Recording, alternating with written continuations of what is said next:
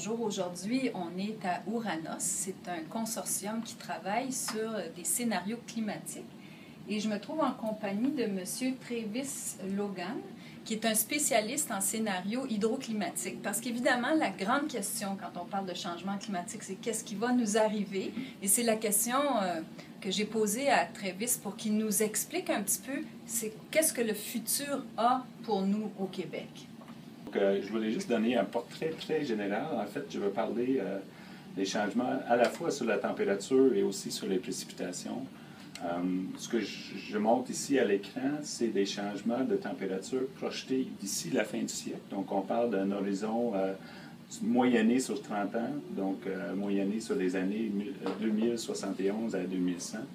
Puis, ce qu'on projette ici, en général, c'est des changements de l'ordre de 4 à 7 degrés de plus pour la saison hivernale. Donc, il y a un gradient fort nord-sud ici avec des augmentations plus fortes dans le nord du Québec.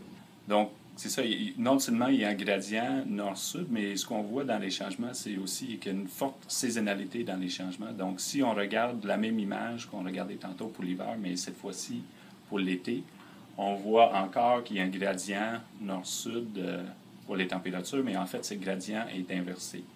Donc, les changements les plus importants, en fait, arrivent dans le sud du Québec.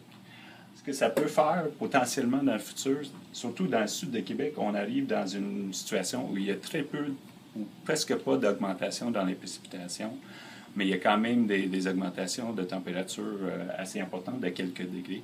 Donc, ça soulève des questions futures sur les stress hydriques potentiellement, sur la croissance des forêts en agriculture. Expliquer ça aux gens, c'est quand même quelque chose d'assez complexe. Donc, une façon très simple pour summariser les changements, c'est en utilisant ce qu'on appelle un analogue spatial. Si on regarde le sud du Québec, on est-tu capable de trouver des endroits qui montrent aujourd'hui un climat qui est semblable à ce qui est projeté pour notre région du sud du Québec qui nous intéresse?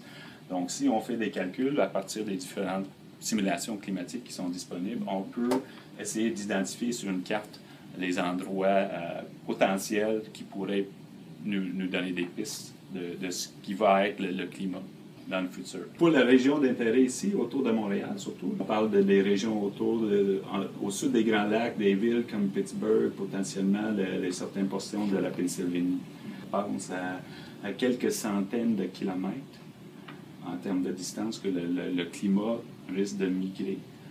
Donc, si on fait un calcul rapide, on parle de peut-être 200 à 400 kilomètres d'ici 100 ans. Donc, on fait un calcul de 2 à 4 km par année, qui revient à 5 à 10 mètres par jour. Donc, si tu couches la nuit dans ta maison, tu peux imaginer que le climat a migré à l'autre bord de la rue pendant la nuit, quasiment. Donc, en termes de migration des espèces forestières pour les écosystèmes, donc c'est des défis importants, surtout pour la végétation. On s'entend que les arbres ne vont pas bouger à vue de l'œil pour traverser, pour suivre leur climat.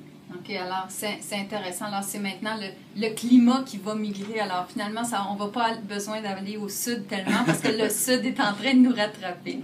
Okay. Merci beaucoup pour ton explication.